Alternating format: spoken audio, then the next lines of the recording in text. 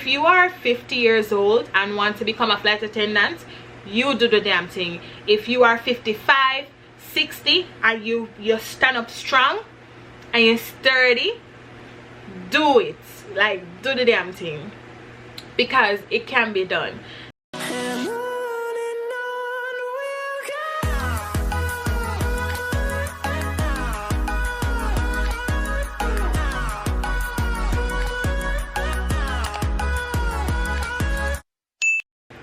Hey guys, welcome back to my channel. You don't know, it's your girl Kaylia, aka Kaylee Boo, coming to you yet again with another banger video. If you haven't already subscribed to my channel, please go ahead and hit that subscribe button, okay?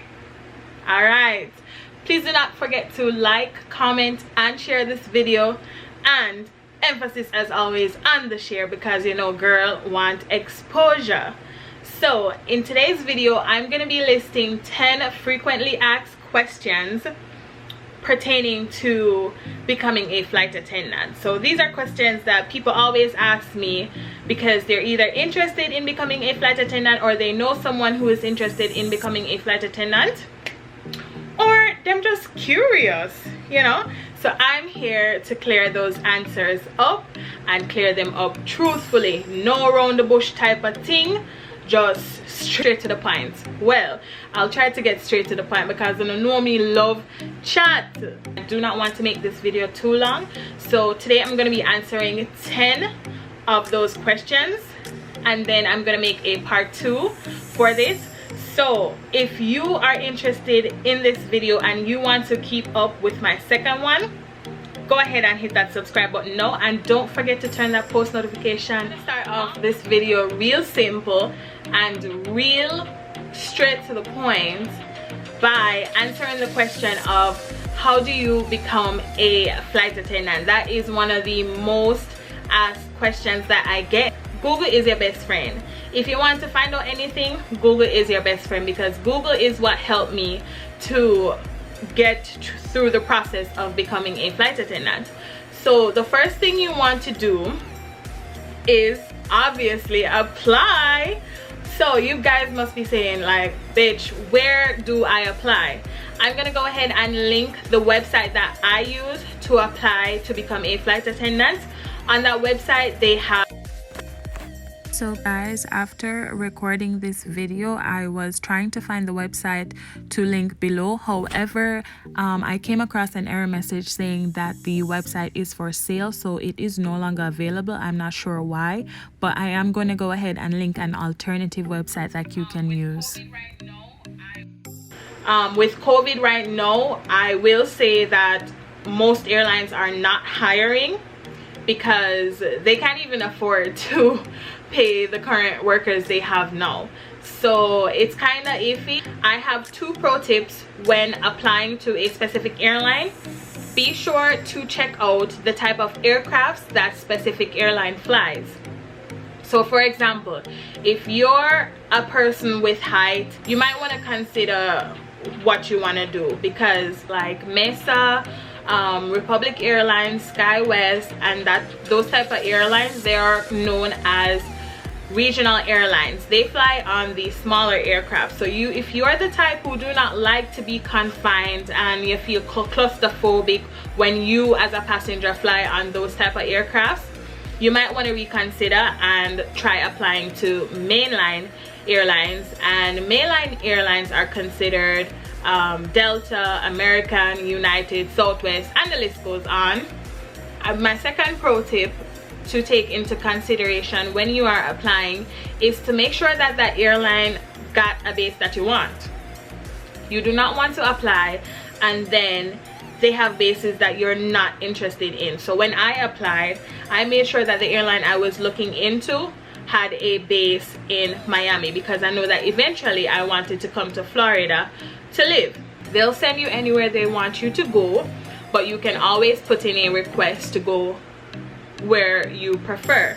The second thing you want to do is the assessment. So once you fill out an application and of course uploading your resume, you will get an assessment sent to your email, and it's like a questionnaire with about like 50 questions. It could be 60 questions, 40, depending on the airline. And this assessment just entails questions like, what type of work are you most likely to do, are you least likely to do that. If and when you pass the assessment, the company will then send out a link to your email to do a video interview.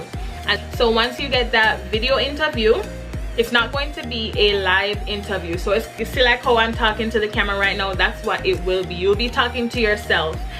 Once you do the video interview, you will then get an email for a face-to-face interview. I know one specific airline in particular, they have a phone interview before they do their video interview. So it all depends on the airline, like I said. So after you do the video interview, you might have a phone interview, or you might just go straight on to the face-to-face interview, because this is when they realize that, yeah, we want this person to come and work for us, because they like what they see in the video interview. So you always want to represent yourself as best as possible in the video interview. Like, let your personality shine, okay? So when you get to the face-to-face interview, it will be a group interview with maybe 15, 20, 30, 40, could be 100 people. You never know, because sometimes airlines hire in like a multitude of people. So they do fly you out to the video interview. They pay for your airfare. However, if you fly out the day before your interview, they will not pay for your accommodations in terms of lodging. So you will have to find somewhere to stay, and I would say get somewhere close to the airport, because 9 out of 10 times the interview facility is right by the airport. Once you get to the face-to-face interview, this is the last and final step. So the face-to-face interview is where you want to put your best foot forward. Like, when you're going back home on that plane, you're supposed to be going back with that job. The second question is, what are the requirements to become a flight attendant? So the first requirement is that you want to make sure that you're at least 18 years or older. Some airlines will hire you if you are 18 years of age. Some airlines will hire you if you are 20 years old, and some will hire you only if you are 21 years old. So when you go on that specific airline's website, you will see what their age requirement is. The second requirement that you will need is a high school diploma or GED. So you have to complete high school. You do not necessarily need a college degree. The only time a college degree comes in handy is when you do not have any form of customer service experience, and that brings me to the third requirement. So you must have at least 1 to 2 years of customer service experience. And when I say customer service experience, it could be in retail, if you work at Starbucks, if you work at Ross, anywhere where you have customer contact, interaction with people should suffice as a form of customer service experience.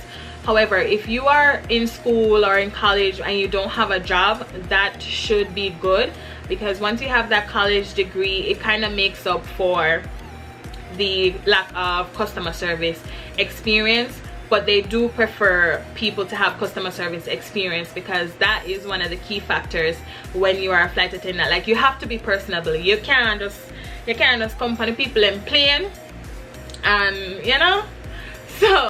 So my other requirement that you must have is you must have a US passport.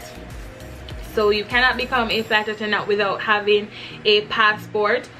You can apply, however, without the physical passport. You can still go through the application process, but it is recommended to get it during that process, because when you apply, you're gonna apply with the hopes of getting in, right? So you don't look at it as a waste of, oh, I don't want to waste money to get a passport and not get the job, because you're going to get the job, right? So I would recommend getting the passport during that process, but it is not required when you are applying. But you will need it for work, because when you're traveling international, baby, okay? So yeah, definitely get that passport. And if you are not a US citizen or whatever to that sort, you will need to get a foreign passport, sorry, with an applicable visa. Okay, permanent resident card. I'm gonna answer this in two parts because I have some Jamaican followers on here. If you are in Jamaica and you want to become a flight attendant with a US airline, you will have to seek sponsorship in Jamaica or somewhere in the country. Like I said, Google is your best friend. I am still trying to figure out and do some research on how people can go about getting that sponsorship, because that's something I get asked a lot by people who live in Jamaica, and I know it's a bit harder for you guys to apply because you need that sponsorship in order to get like that work visa that you're needing.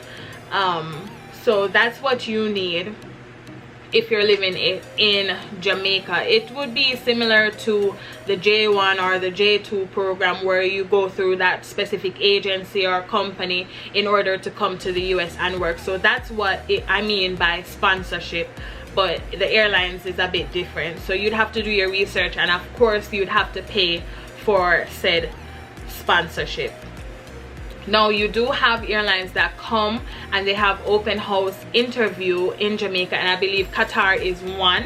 They're always in Jamaica, at least 2 times for the year they go to Jamaica. So you definitely want to keep an eye out for Qatar airline.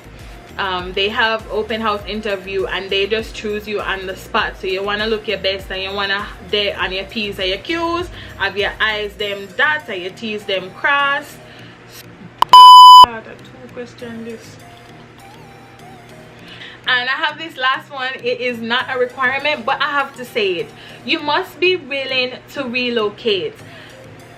Being a flight attendant means that you are ready for whatever. You must, we call ourselves palm trees because we go in the way of the wind. So we go with the flow of wherever the wind's blowing, right? If you are not willing to just up and leave, then this might not be the job for you. Sorry to say. The next question is, do you have to know how to swim? No, girl. No, boy. No, you do not have to know how to swim, because I don't know if you guys noticed, when a flight attendant do their demo, they don their life vests or life jackets. So everybody on the aircraft will have life jackets, like every single passenger down to the baby I gonna have life jacket, and crew members do get life vests as well. However, if you're afraid of water and you don't know how to swim, I do believe that it will be a bit more difficult for you. So chances of an emergency landing in the water is like very low. But for me personally, I could not imagine something like that happening and I don't know how to swim, and I'm in the middle of the ocean trying to tend to people while focusing on myself, trying not to drown, right? So you see where I come from. So it's not required, and you probably won't even end up in that situation, but me personally, I think it's better to be prepared than not prepared at all. So you will have a drill. It's called the ditching drill in training. It's like a teamwork type of drill where you and your classmates will have to get each other in the raft. So it's like practice for when the real thing do happen. So when you're in the pool during training, because you will be in a pool for this specific drill, you will have life vests on, so you don't have to know how to swim because the life vest will make you float up. So yeah, I guess that answered the question. So the fourth question is, can I have tattoos and still become a flight attendant? Yes, you can have your tattoos and all these things. I'm gonna break it down for you. Oh, yes, you can have tattoos depending on the airline, and it depends on where you have the tattoos. So it's a bit more difficult if you have, say, like a tattoo on your face. I mean, you can cover it with makeup, but if you have like tattoos here, on your hands, like here, you will have to know how to cover them up, and they will ask you, and it's good to answer them truthfully. You can have sleeve tattoos though, you can have chest tattoos, because what they will do, if you have sleeve tattoos on your hands, have to wear long sleeve shirts all the time. So if you're a female, we have dresses and shirts that are long sleeves and short sleeves. So when you're in training, they will order the long sleeve shirts for you. So it doesn't matter if you have tattoos on over, you know, your body. But if you have like a neck tattoo, if you're able to cover that up with makeup and not have it rub off on your clothes, kudos to you. Another common place I see people with tattoo is on their foot. And for females, that one, some airlines will make you cover it up with makeup, because you have to wear sheer stocking, or if they don't require you to wear sheer stockings, then you have to wear the opaque ones. That's the very thick ones, that way it's not visible on your body. So yes, you can have tattoos. Just be honest about where it is. I must say though that some airlines are very strict and they're conservative. So even though you're able to cover it up with makeup, they probably won't, you know, allow that. I won't call name to which airline that is, because I don't want to get in trouble. But if you want to know which airline it is and you want to stay away from that airline, feel free to go ahead and like message me or something. Next question: do airlines pay for hotels when you are in a different country or city? Yes, goods. Yes, goodies. They do. And this is one of the many perks that comes with being a flight attendant. So when you are on a work trip, the company do pay for your hotel rooms. You do not share rooms with your co-workers. So you get your own room, your own space, everything, all these niceness, and you just enjoy your trip. So if I have a trip from Miami to Paris, best believe that the company is gonna pay for my hotel room in Paris. So the only thing I'm responsible for is getting my food, okay? And I always eat food. Never mind. Hey, you still don't want to get me in a trouble though. I really want to get me in a trouble. But anyway, number 6. This question I get a lot, and is how tall do you have to be to become a flight attendant? I wouldn't say there is kind of like a height limit for too tall, because I haven't seen like a person too tall, but they do have height limits for being too short. So I believe if you're like 4'10", 4'11", it will be a bit harder for you, because I do believe the height requirement starts at 5 foot. Some airlines it's like 5'2". For the cutoff height, it's normally like 6'1", but I've seen people taller than it, so that's kind of like a gray area on that question, because I've worked with people who are like 6'3". So it really depends on the airline, to be honest, you know. I guess if you're flying with a regional carrier, and because regional carriers have the smaller aircrafts, they might have restriction for being too tall. So I think 6'1" or 6 foot, it would apply if you're flying regional. But if you're flying mainline, I would say they take you up if you're like 6'3", 6'2", maybe even 6'4", who knows. But with the height for being too short, they want to make sure that you're able to reach into the overhead bins to assist passengers. So if you're too short, they won't take you on, because they don't, yeah, they need you to fend for yourself. So number 7 is, Do you have to be a certain weight? This one is another like gray area. I wouldn't say they have a specific weight limit, because girl right here 220 pound me weigh. Yeah, 220 proud pounds. That they want to make sure they have two things that they want to make sure. They want to make sure that you're able to sit in your jump seat, so they want to make sure that your harness can be buckled, and that whoever you're sitting beside will be able to sit and fit on the seat. So, and I'm gonna list a picture of what the jump seat is. That's where the flight attendants sit during takeoff and landing. Make sure that you're able to move freely in the aisle in the event of an emergency. So if something were to happen, them no want you know, in order to get through certain spaces on the aircraft. What I say, even if you're a bigger person in size, apply. Nothing try, nothing done. Okay, it's better for you to go and they tell you no than wonder if, oh, what if, you know? So do it. I advise you to do it. Just do it like Mikey. Question number 8. Damn, that video is long. Sorry guys, my love chats, I know. Bruh. So question number 8 is there an age limit? Age limit? This is like with any other job, honestly.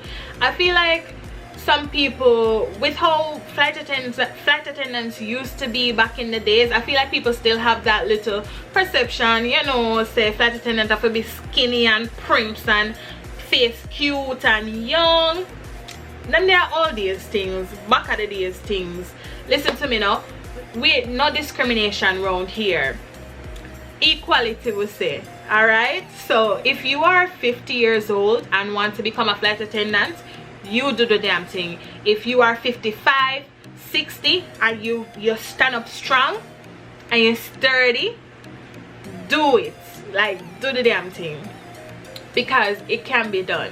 They do not have, they just, let me tell you right now, interviewers are looking for people who they know are able to complete their job and like do it well. They want to make sure that you are alert, that you are friendly.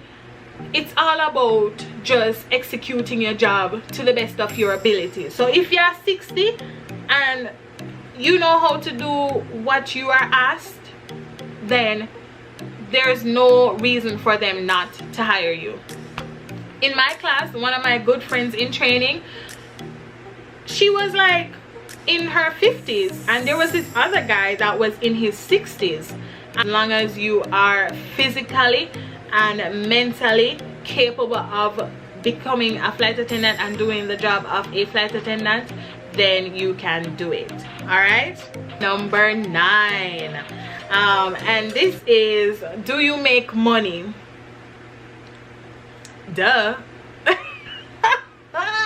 Of course girl make money. Yeah, duh. But it all depends on the individual, because I can be a lazy slob and request to work like 2 times for the month and I won't make any money. But if you fly, you will make money. Trust me. If you work at least 80 hours a month, you're good. I'm just gonna put it there, because I really don't know how the pay system goes with me and a flight attendant, because there are a lot of factors that play into how we get paid. It's really hard to tell. That's going to have to be a video for itself, trust me. If you just want to be a flight attendant for the traveling, then fine, go ahead. But if you want to make money, you have to be willing to work. And I'm gonna go ahead and go into the 10th question of the day. That is, do you fly for free? And this is one of my favorite questions, because yes, we do fly for free, but We fly for free in the United States only. International, we do have to pay for airport taxes. So the airport taxes just range on the country itself. For example, London's airport tax is super high compared to Paris airport tax. Airport tax just means that how much them want to pay for come into them country. Them airport tax is just chump change, let me tell you. Why most people become flight attendants, because of the travel opportunity they get with flying. I'm not gonna go into details, but yeah, if you don't want to hear me answer the remainder of the questions, y'all gotta come back. So right now, what I want y'all to do is subscribe, like this video, comment, and share. So thank you guys so much again for watching this video. See you in the next one. Bye.